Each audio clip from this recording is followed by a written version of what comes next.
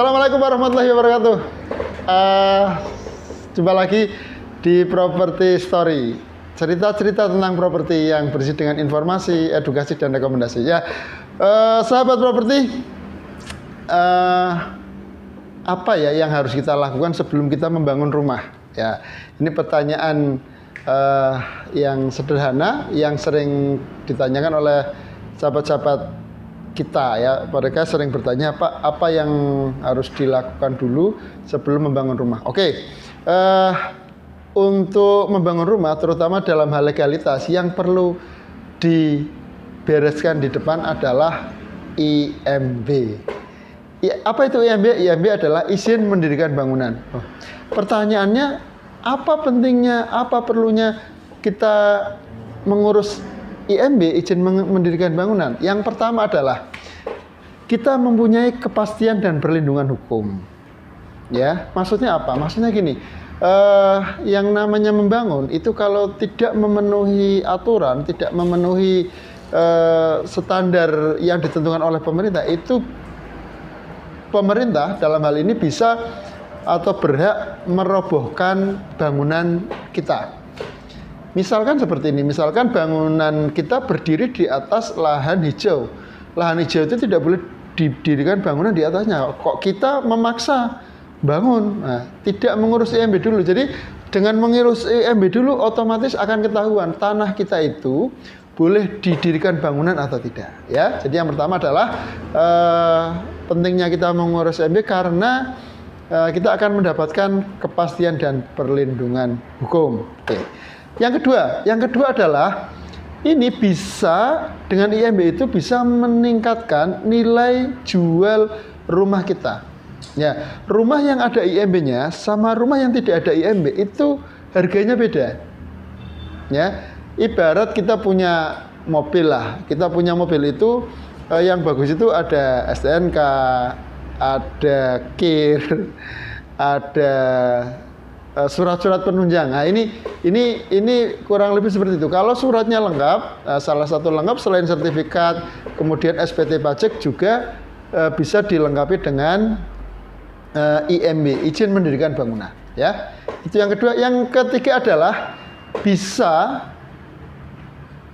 diagunkan ke bank. Jadi salah satu syarat kita kalau mau mengajukan pinjaman ke bank, kalau kita punya tanah atau rumah atau bangunan yang mau kita jadi agunan ke bank, itu bank akan meminta IMB-nya mana. Ya, jadi IMB nanti disertakan sebagai penjamin ke bank. Oke, selanjutnya adalah IMB itu menjadi syarat untuk transaksi jual dan sewa. Seperti kantor kami, kantor Guardiania ini dulu ketika kita melakukan transaksi kami memerlukan IMB.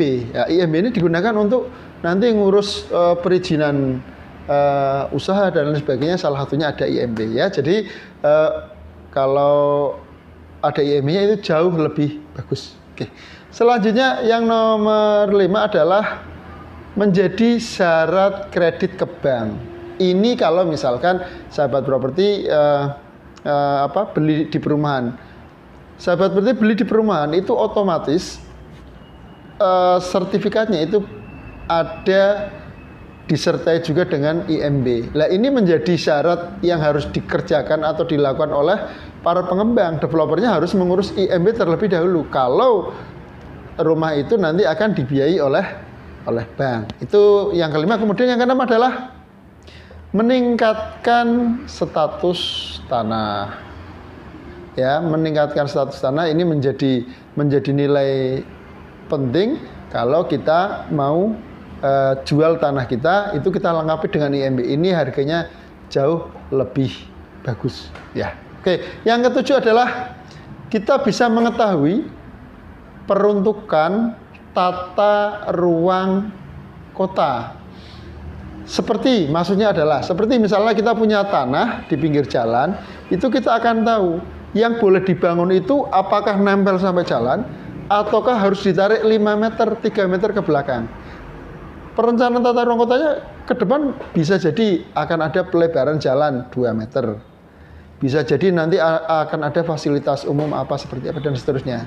Oh ternyata besok nanti sebelah rumah saya itu mau dibangun untuk komplek pendidikan, mau dibangun apa dan seterusnya. Itu salah satu keuntungan kalau kita mengurus IMB, izin mendirikan bangunan.